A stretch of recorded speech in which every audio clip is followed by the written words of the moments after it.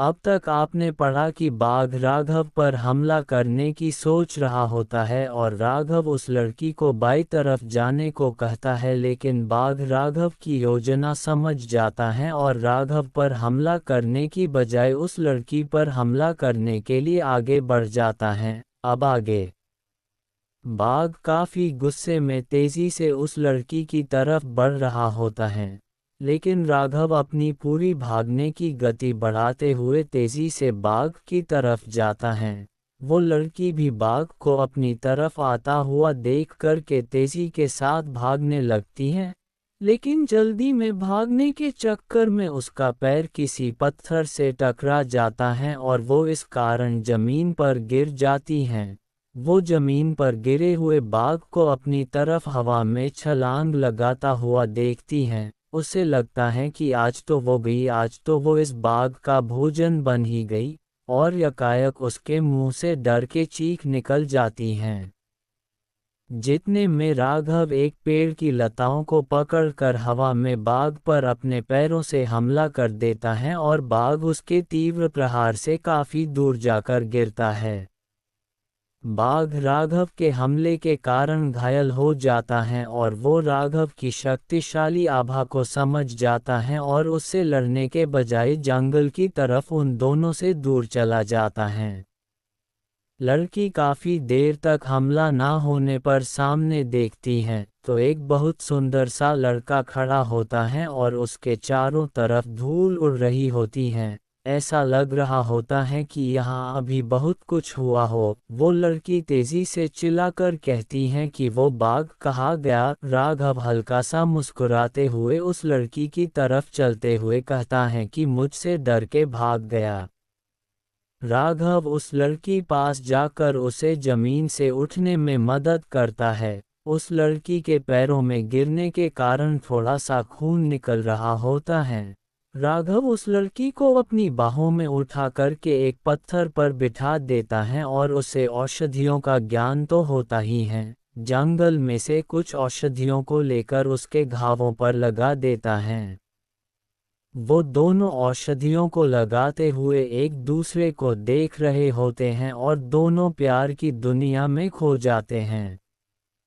तेरे होने से हर सुबह मुस्काती है, बिन कहे तू हर बात समझ जाती है, थाम लेती है हाथ मेरा डर के पल में, तेरी खामोशी भी दिल को बहलाती है।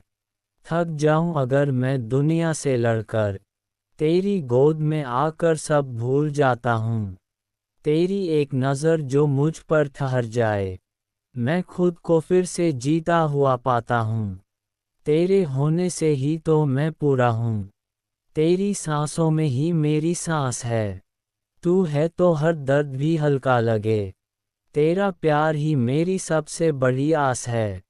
तू पूछे बिना भी हाल मेरा जान लेती है, मेरी हर उलझन को आसान कर देती है। जब टूटने लगता हूँ अंदर ही अंदर, तेरी एक मुस्कान मुझे फिर जोड़ देती है। तेरी फिक्र में छुपा वो सुकून है, जो दुनिया के शोर में भी चैन दे।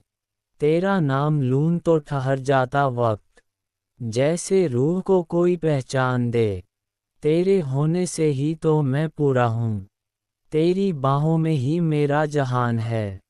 तू साथ चले तो डर कैसा फिर, तेरे प्यार में ही मेरी उड़ान है। तू सिर्फ इश्क नहीं आदत भी है, मेरी हर दुआ की इबादत भी है। तेरे बिना जो अधूरी सी लगती थी, तू वही जिंदगी की ज़रूरत भी है। बीमार हो जाऊं तो तू रात भर जागे, मेरी तकलीफ को अपनी बना ले। मैं हार मान लूं जब खुद से ही, तू मुझे फिर से मजबूत बना दे। अगर अंधेरा घेर ले रास्तों को, तू बन जाए उम्मीद की रोशनी। मेरे हर कल में तू ही लिखा हो, यही चाहत है, यही बंदगी।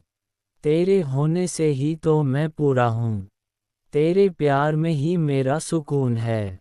दुनिया चाहे कुछ भी कह ले हमसे, मुझे बस तुझ पर ही यकीन है। अगर जिंदगी फिर से लिखनी पड़े, तो हर पन्ने पर तेरा नाम हो। मेरी हर सांस की आखिरी धड़कन तक तू ही मेरा प्यार, तू ही मेरा जहान हो। एकदम से उस लड़की के पैर में घाव पर राघव का हाथ लग जाता है और उस लड़की को जोर से दर्द हो जाता है। वो दोनों अपने ख्यालों की दुनिया से बाहर आ जाते हैं। राघव माफ़ी मांग के उस लड़की से दूर हो जाता है। क्या राघव पर आने वाली है कोई नई मुसीबत? आगे कहानी में क्या होगा जानने के लिए पढ़ते रहिए द किंग्स क्राउन मुकुट। लाइक और सब्सक्राइब करना ना भूले, इससे हमें आगे और लाजवाब कहानी लिखने की प्रेरणा मिलती है। आप कहां से इस कहानी को सुन रहे हैं बताएं हमें कमेंट बॉक्स में, और कहानी को आगे शेयर भी करें। कमेंट बॉक्स में एक हाइप का ऑप्शन भी आता है, उसको भी क्लिक करें। आप लोग कोई भी एक स्टोरी को छोड़कर अन्य कहानियों में ना तो लाइक करते हैं और ना ही कमेंट करते हैं। कृपा करके ऐसा ना करें, सभी कहानियों को लाइक और शेयर करें।